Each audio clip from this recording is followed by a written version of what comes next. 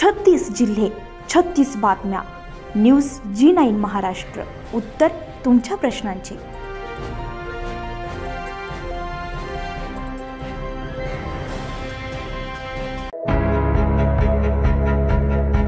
वीस ऑगस्ट 2025 रोजी तालुका कृषी अधिकारी कार्यालय अंजनगाव सुरजी मार्फत तालुकास्तरीय रानभाजी महोत्सवाचं आयोजन करण्यात आलं होतं. जिल्हा अधीक्षक कृषी अधिकारी राहुल सातपुते आणि प्रकल्प संचालक अर्चना निस्तानी यांच्या संकल्पनेतून सदर कार्यक्रम राबविण्यात आला. कार्यक्रमाच्या अध्यक्षस्थानी तालुकास्तरीय शेतकरी सल्लागार समितीचे अध्यक्ष निलेश घोडेराव होते, तर प्रमुख उपस्थिती पाहुणे म्हणून जिल्हास्तरीय आत्मा समिती अध्यक्ष नरेश शिंगणे होते.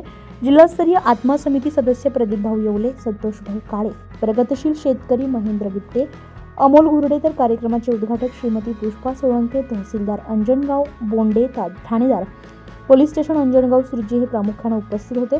प्रमुख मार्गदर्शक डॉक्टर मंगेश डगवाल, प्राध्यापक वनस्पतीशास्त्र विभाग श्रीमती राधाबाई सारडा, महाविद्यालय अंजनगाव सुरजी डॉक्टर मयूर लहाणे प्राध्यापक होते. त्यांनी विविध रानभाजी बद्दल सखोल मार्गदर्शन केले.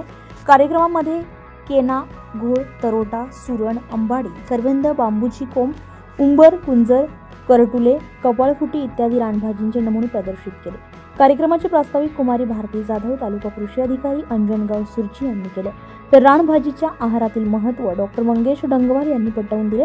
आरोग्य स्वस्थ राखणे कार्यक्रमाचे सूत्रसंचालन श्री अजित चित्रकार यांनी केले. तर कार्यक्रमाचे आभार प्रदर्शन आत्म्याचे तालुका तंत्रज्ञान व्यवस्थापक धीरज वानखेडे यांनी केले. तसेच कार्यक्रमाच्या आयोजनासाठी तालुका कृषी अधिकारी अंजनगाव सुरजी कार्यालयातील सर्व कर्मचारी अधिकारी यांनी सहकार्य केले. तसेच शाळेतील विद्यार्थ्यांनी कार्यक्रमाला भेट देऊन रानभाजीबद्दल माहिती जाणून घेतली आहे. कार्यक्रमासाठी तालुक्यातील शेतकऱ्यांनी आणि नागरिकांनी कार्यक्रमाला उपस्थित राहून उत्स्फूर्त प्रतिसाद दिला.